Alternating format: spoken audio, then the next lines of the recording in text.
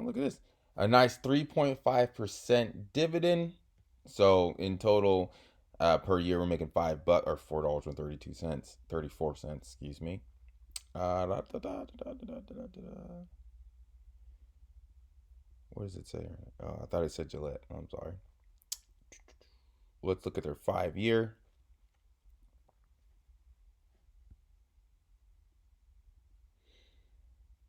All right. I don't know how many videos you've watched, but this is more or less exactly what I'm referring to.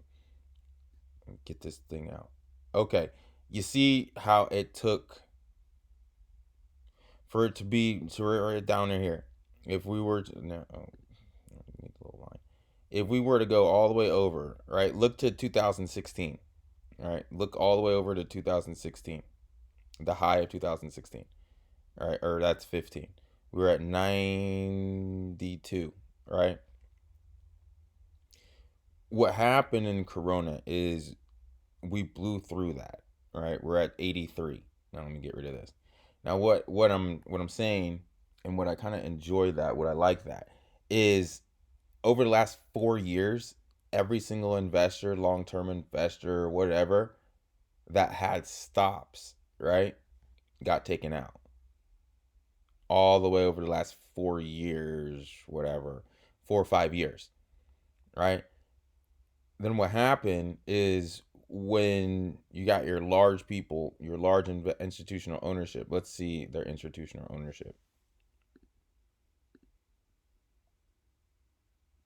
74%. So 74% of the people that continuously buy this. So, institutions might hold on, they might not.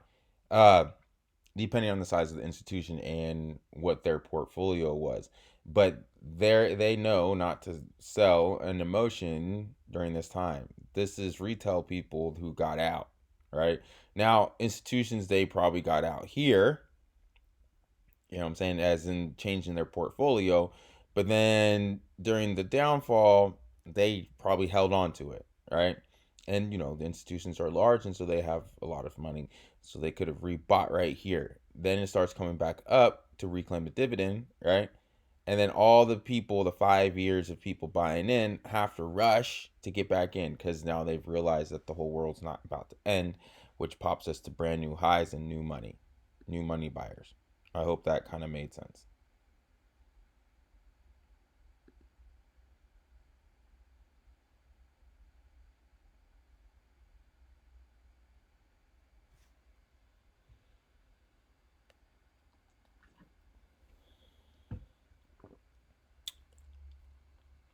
All right. Where is, there we go.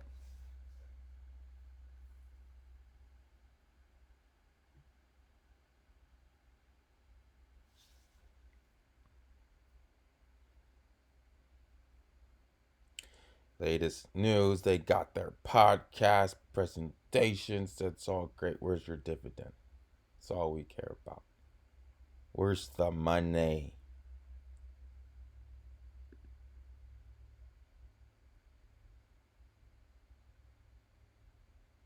They got a lot of black people in their pictures.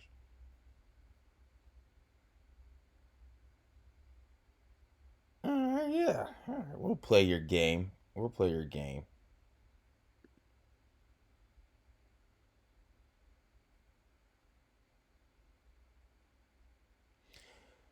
So over the last 7 years, you would have returned 96% of your money, or no, 8 years, excuse me. But what they're not telling you, this isn't a real number, right? Because we're gonna see, because since 2013, that's 8 years, 96%. Now let's get. Now just remember, 8 years, 96%, right?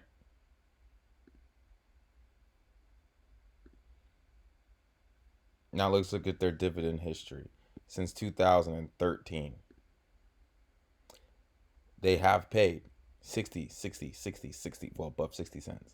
Right? So this is $1.20 plus $1.20. well, $1.30 plus $1.20, so we're looking at $2.30, 2.20, whatever, 2.40.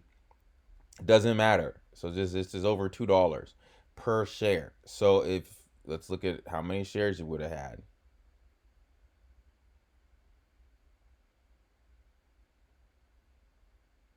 Well, it doesn't tell you how many shares, which is just backwards. Why would you not show how many shares you would have?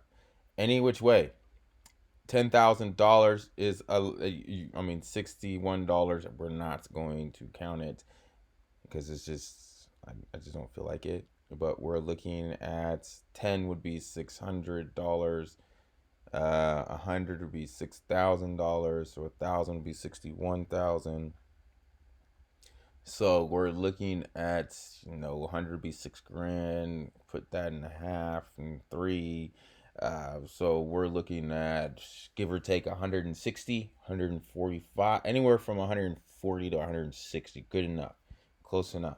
So 160 times two. So we're looking at $300.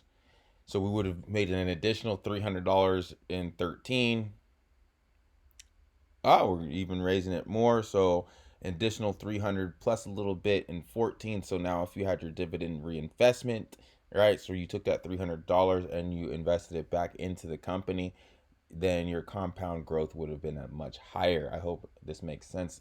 It's a little confusing. It's called dividend reinvestment, and it's how you can like truly bump yourself up to have more. So your almost 100% would have been much larger because it's compound interest and you would have compounded a lot higher.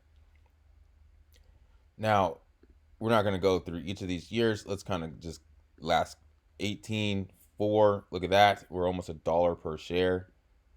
And 20, we are over $1 per share for each quarter. So if we remember, 13, we were at a half a dollar, a little over 60 cents. Now we have almost doubled our dividend while also wait a minute. Dividend reinvest. Let's see. There you go. If you see the difference, that's $5,000 extra, right? From the dividend from reinvesting your dividends over the same time period, right? Does that make sense?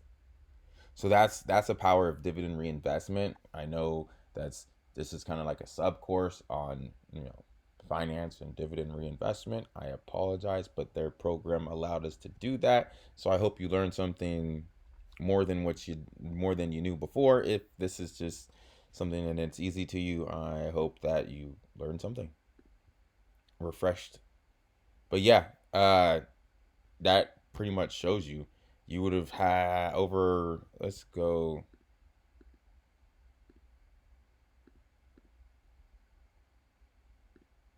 January 18. So we have had some negative times. Look at this. So in the last 2 years, you're still, is this the dividend reinvest as well? Yes, it is. So let's look at this because this is really important. Because this should help you determine whether something's a good investment or not. Because you can't don't just look like this. This is not investing the dividend. You see this? So look at this. This is 3 years from January 4th, 2018 to December 20, right? Start end 21. So yes, we would have made some money. Total return 14%. Investment would have been not quite as beautiful. Compound annual 4%. That's because we've had some dips. But now let's look at this. If we had reinvested the dividend, right? Let's just look at the, remember, 11,000, 11,4.